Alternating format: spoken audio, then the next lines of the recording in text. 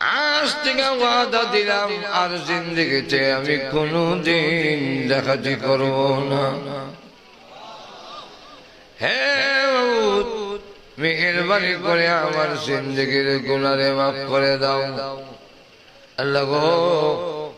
খালিস ভাবে ওয়াদা দিলাম আর জিন্দেগিতে কোনোদিন ডাকাতি করব না।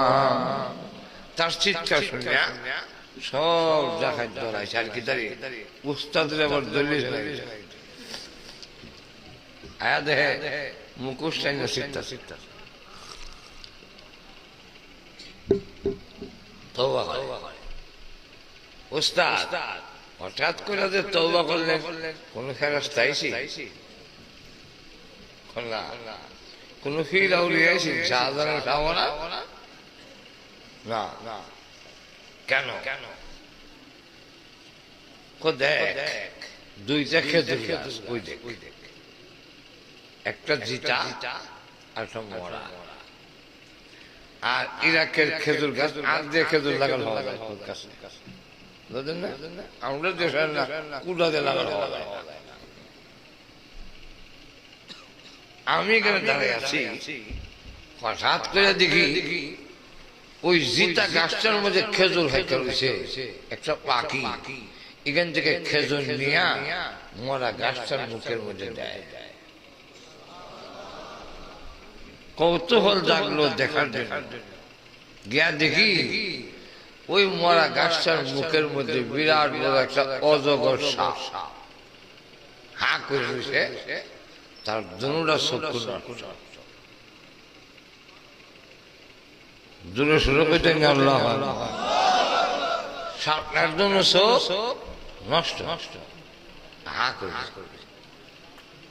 যেন বোঝা যায় সাপেও কোরআন জানে। কোরআনে কি আল্লাহ বলছে وَفِي السَّمَاءِ رِزْقُكُمْ وَمَا تُوعَدُونَ।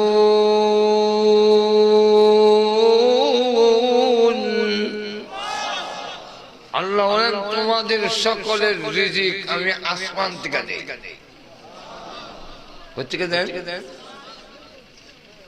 অজগর সাপেও যেন বুঝে আল্লাহ আসমান থেকে রিজিক দেয়, আসমানের দিকে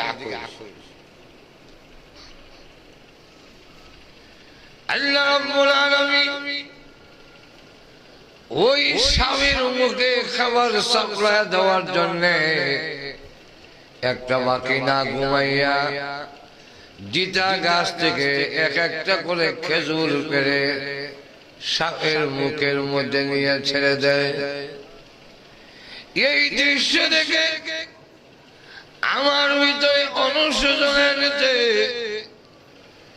আমি মানুষ আমার খাবারের জন্য আমি কেন ডাকাতি করব, কেন অবৈধ পন্থায় রুজি করব? একটা সাপের মুখে খাবার যদি আল্লাহ বাকি দিয়া সাপ্লাই দিতে পারেন তাহলে আমি কেন ডাকাতি করব? বৈধ পন্থায় কে আল্লাহ আমার খাবারের ব্যবস্থা করতে পারেন না?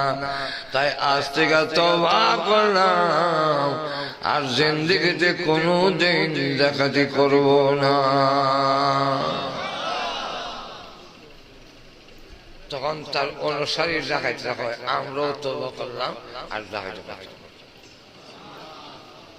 এই ঘটনা থেকে বোঝা যায় নেতা ভালো হইলে অনুসারীরা ভালো না হইয়া পারে না। আর নেতা যদি সুর হয় আশেপাশে সুর হইব। আপনি যদি ডাকাতি না করেন করবো না, কারণ কামান দেওয়া যায় এটা তো বড়। এখন দেখলে কত চল আল্লাহর ঘরের গিলাফ দিলে খান কোলানো আল্লাহর ঘর ইরাক দিকে এক গ্রামও যায় তো এই গ্রামও থাকে পরের দিন আটটা আরেক গ্রামে যায়। রোয়ানা দিছিল গরমের সময়, রাস্তার মধ্যে শীত প্রচন্ড শীত, কাপড় নাই। এমন অবস্থা ও উস্তাদ ওই যে লোকজন রাস্তা দিয়া যায়, জাম্পার মাপার আছে, অনুমতি দেন, গলার চেপে লই আই। আরে তওবা অনুমতি দেন, ঘর থেকে লই আই। লে হার কমলি লই কয় তওবা করছি না, আর এগুলা করবো না।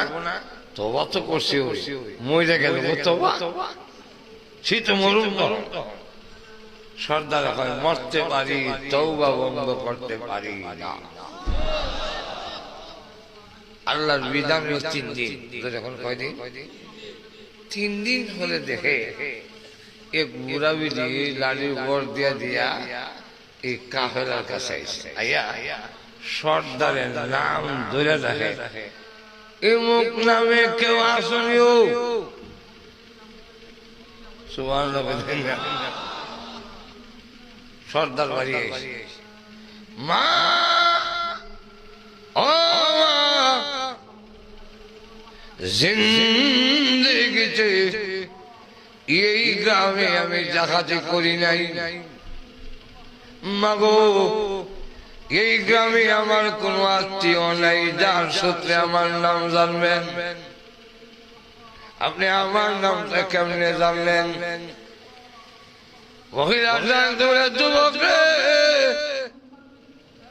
আমার কাছে শীতের কাপড় আছে, খালে দিলে বেশি সওয়াব হবে, এই নিয়ে বড় পেরেশান ছিলাম।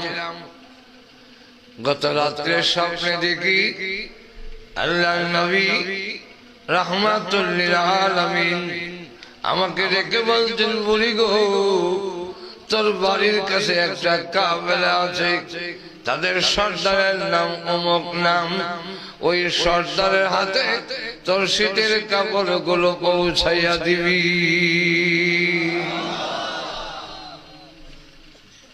তোমার নাম যাচ্ছে রসুলের কাছে। যুবক কান্দে, কাপড় গুলো গ্রহণ করে না, ধরে না। মহিলাটা জুড়ে, যুবক কান্দিস কেনে? এত বড় সুসংবাদ দিলাম, এর পরে কেন কান্দ? যুবক ডাক দেওয়ারে, মাগো ও মা, রমজান মাসে দিনের বেলা হোটেলের লাল পর্দার ভিতরে ডাইলের বড়া খাও। তোমরা যখন জিনা করো, তোমরা যখন সুদ ঘুষ খাও, আমি আল্লাহ দেখতেছি। আব্বা তখন ডাক দিয়ে বলে, ছেলেরে, যেই ছেলেরে জন্ম দিলাম আমি, যেই ছেলেরে খাওয়াইয়া এত বড় করেছি, আর আমার হুকুম মানল না, এই ছেলে আমার খাওয়ান খাদ্যে শরম করে না। এখন আমারটা যে খাস, আমার কথা মানুষ না, আমার জিনিস যে খাস তোর শরম লাগে না। আল্লাহ ডাক দিয়ে বলেন, বান্দারে, আমি আল্লাহ নিষেধ করেছি ঘুষ খাইস না, সুদ খাইস না। আমি আল্লাহ নিষেধ করেছি জিনা করিস না। আমার কথা মানুষ না, আমার নিয়ামত যে খাস, তোমরা কি শরম লাগে না? শরম লাগাও, আমারটা খাত, আমারটা খাত। আপনারা কি কো? বাইরে বাইরে থেকে বাইরে, বাইরে থেকে বাইরে। এই ছেলে আমার বাড়ির জায়গা, রাগ করে এরকম কয়নি। এই সময় যদি ছেলে খালিয়া তওবা করে না, তওবা বুঝুন তো, কিতা তওবা? আব্বা, আমার এক বন্ধু আইসিন, গেলাম, আর জীবনে রমিত না। তখন কত কাম ডাক কইরা দেখি আর একদিন নয়, তওবা কবুল, তওবা কবুল হইছে। আল্লাহ যখন বলছেন, বের হয়ে যাও, আমি তোমাদের মধ্যে কুবরাক বান্দা, তখন তওবা করে ফেলে, আল্লাহ আর এমন গুনাহ করব না। আল্লাহ রাব্বুল আলামিন বলেন, আমি শুধু খুশি হই তা না, মাফ করে দিই তা না। আব্বা মাফ দিতে দেরি হয়, ধমক দেয়, এরপরে মাফ দেয়। মার কাছে মাফ চাইলে মা ঝাড়া মারে, তারপরে মাফ দেয়। আল্লাহ বলেন, আমি এমন দয়ালু, ধমক দেই না, জ্বালা দেই না। তুমি যত বড় গুনাহগারী হও না কেন, আমার দরবারে আসতে দেরি হয়, আমার রহমতের কোলে উঠাইতে দেরি করি না। এক নম্বর হইল আসলে আল্লাহ আমরা ধ্বংস হওয়ার জন্য বলেন নাই, বলছেন ঠিক হওয়ার জন্য। একটু ধরে কন গেল এক। দুই নম্বর জবাবটা দিচ্ছেন মুফাসসিরিনে কেরাম, আল্লাহ এই জায়গায় কুতিলাল ইনসান বলার দুই নম্বর কারণ হইল ধ্বংস যে হব এর মধ্যে কোনো সন্দেহ নাই।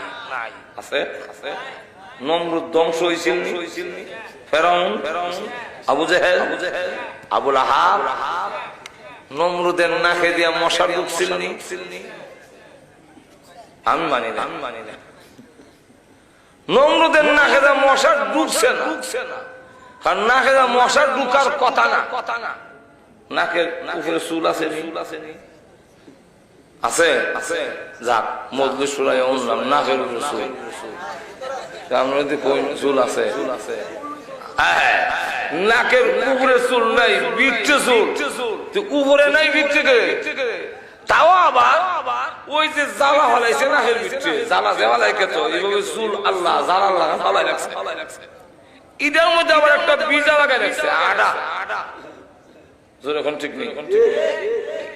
চৈত মাস হইল বিচ্ছে একটা বীজা, এদিকটা মশা ঢুকবো যে এটা আল্লাহ জানেন, এর লেগে জ্বালা হলাইয়া আর এটার মধ্যে আড়া লাগাইয়া মশা ঢুকলে এখন লেগে যে বোঝা যায় যেত না। আর যদি ঢুকেও কোথায় এটা তো বীজ এমনি শেষ। নমরুদের নাকে মশা ঢুকলো, তাও আবার ল্যাংরা মগজ গেছে। এটা গেল আসলে ঢুকছেন, ঢুকাইছে। যিনি ঢুকাইছেন উনি কে? আরো জোরে কেন ঢুকাইছে? আল্লাহ জুতা দা বাইরিয়া দেখাইতো ধ্বংস। একটু জোরে কম। আল্লাহর সাথে যারা দৃষ্টতা দেখায়, আল্লাহর দ্বারাকে অবাধ্য হয়, আল্লাহর বিধানের সাথে যারা দৃষ্টতা দেখায়, এদের ধ্বংস অনিবার্য, কেউ রক্ষা করতে পারে না। শেষ পর্যন্ত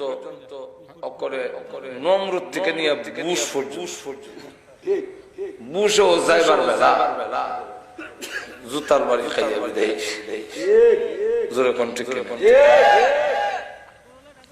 ধ্বংস যে হোম এর মধ্যে কোন সন্দেহ, মরণ আসবে না। আরো জোরে কোন মরণের সময় ধ্বংস হইবেন নি, পারবো না।